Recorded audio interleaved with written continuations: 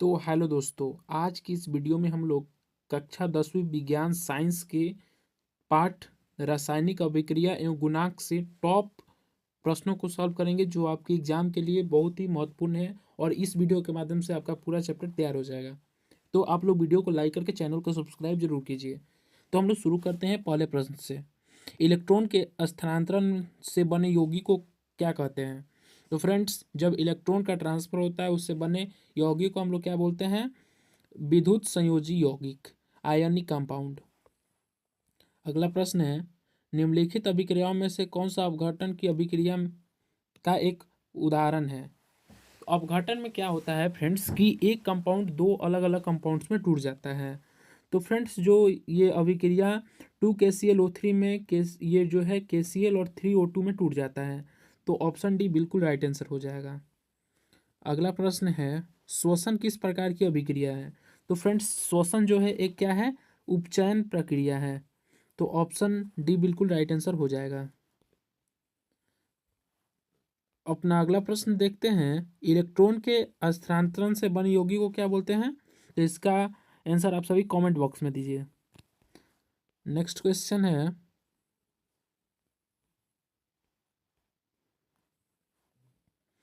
किसी अभिक्रिया में भाग लेने वाले पदार्थ को क्या बोलते हैं? तो किसी अभिक्रिया में भाग लेने वाले पदार्थ को हम लोग क्या बोलते हैं? अभिकारक बोलते हैं। और उत्पन्न होने वाले पदार्थ को हम लोग क्या बोलते हैं? उत्पाद बोलते हैं। अपना अगला प्रश्न है, वह अभिक्रिया जिसमें उत्पाद के बनने के साथ साथ उष्मा उष्मा भी उत्पन्न होती है उसे हम लोग क्या बोलते हैं? तो जिस प्रक्रिया में उत्पाद के साथ साथ उष्मा भी उत्पन्न होती है उसे हम लोग क्या बोलते हैं? उष्मा क्षेपी अर्थात एक्सोथर्मिक रिएक्शन अभिक्रिया। तो अपना अगला प्रश्न है, तो हमारा अगला प्रश्न है, उपचयन वह अभिक्रिया है जिसमें क्या होता है? तो उपचयन को इंग्लिश में ऑक्सीडेशन बोलते हैं। ऑक्सीडेशन में क्या होता है? हाइड्रोजन का वियोजन, मतलब हाइड्रोजन रिएक्शन से बाहर होता है। इसमें लॉस ऑफ इलेक्ट्रॉन इलेक्ट्रॉन का हानि भी होता है। ऑक्सीजन जो है क्या होता है? संकलित होता है, जुड़ता है। तो ऑप्शन डी बिल्कुल राइट आंसर हो जाएगा। अपना अगला प्रश्न है, सोडियम की परमाणु संख्या कितनी है? तो सोडियम की परमाणु संख्या जो है कितनी है? 11 है। तो ऑप्शन सी बिल्कुल राइट आंसर हो जाएगा। मैग्नीशियम की परमाणु संख्या 12 है। इसकी संयोजकता क्या है? इसकी वैलेंसी क्या है? तो देखिए वैलेंसी कैसे लिखते हैं। सबसे पहले इसका एटॉमिक नंबर परमाणु संख्या 12 है। तो सबसे पहले इसका इलेक्ट्रॉनिक विन्यास लिखते हैं। तो इलेक्ट्रॉनिक विन्यास क्या हो जाएगा? 282। और सभी तत्व अपने बाहरी कक्षा में कितने इलेक्ट्रॉन चाहते हैं? 8। तो ये अपने 2 इलेक्ट्रॉन को क्या कर देगा? लॉस कर देगा। तो 2 इसका क्या हो जाएगा? वैलेंसी हो जाएगा। और मैग्नीशियम एक तरह का धातु है, याद रखिएगा। कैथोड किरणों में क्या उपस्थित रहता है? तो फ्रेंड्स, कैथोड किरणों में इलेक्ट्रॉन उपस्थित होता है। अपना अगला प्रश्न है, जिंक प्लस कॉपर सल्फेट की रिएक्शन में क्या होता है? जिंक सल्फेट और कॉपर बाहर हो जाता है रिएक्शन से। इस अभिक्रिया में को किस प्रकार की अभिक्रिया बोलते हैं?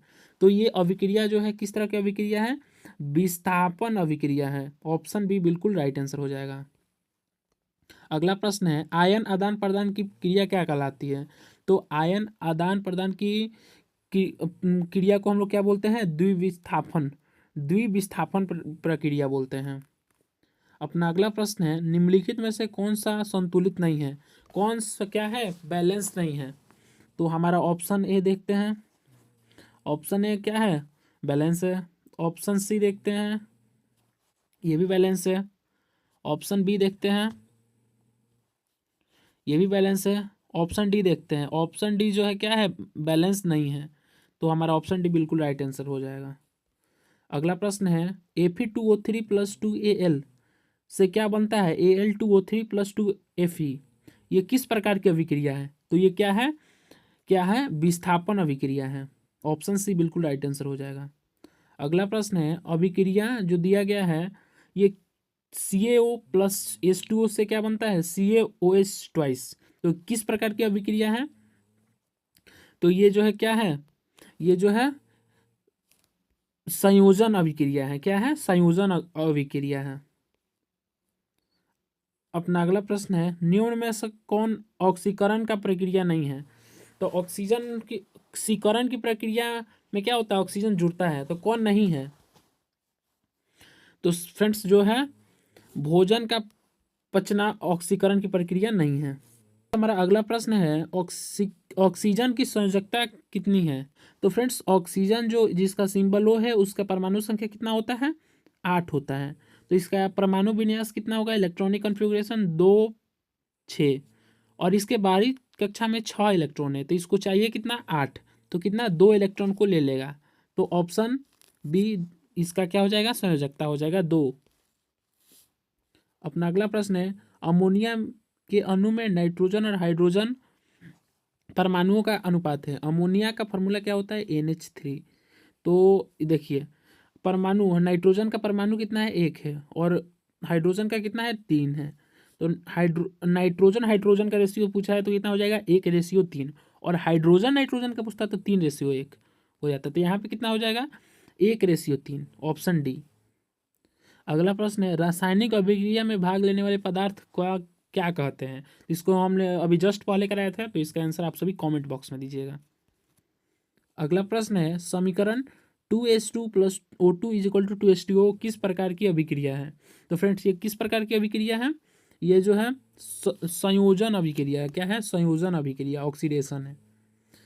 जिंक और सल्फ्यूरिक अम्ल के बीच अभिक्रिया से कौन सी गैस निकलती है। तो जिंक का सिंबल Zn और सल्फ्यूरिक एसिड का H2SO4, इससे अभिक्रिया होगा तो कौन सा गैस निकलेगा, हाइड्रोजन गैस निकलेगा, जो पॉप साउंड के साथ जलता है। जब किसी अभिक्रिया के समय किसी पदार्थ में ऑक्सीजन की वृद्धि होती है तो उसे हम लोग क्या बोलते हैं। जब किसी अभिक्रिया के समय किसी पदार्थ में ऑक्सीजन की वृद्धि होती है, तो कहाँ ऑक्सीजन की वृद्धि होती है, उपचयन की प्रक्रिया में। अगला प्रश्न है Na2SO4 एक्वस जब BaCl2 बेरियम क्लोराइड एक्वस के साथ रिएक्ट करता है तो BaSO4 + 2 NaCl फॉर्म करता है। ये किस प्रकार की अभिक्रिया है, द्विविस्थापन अभिक्रिया है। और ये जो BaSO4 जो बेरियम सल्फेट फॉर्म होता है, ये सॉलिड होता है और इसका कलर क्या होता है, वाइट होता है। तो आज की इस वीडियो में बस इतना ही प्रश्न को एकदम आप लोग दिमाग में बैठा लीजिए। इस चैप्टर से इतना ही प्रश्न महत्वपूर्ण है और ये बार बार आपकी परीक्षा में आता है। तो ऐसे ही महत्वपूर्ण प्रश्नों के लिए आप सभी वीडियो को लाइक करके चैनल को सब्सक्राइब जरूर कीजिए और अपने दोस्तों के साथ शेयर भी कीजिए। बहुत बहुत धन्यवाद।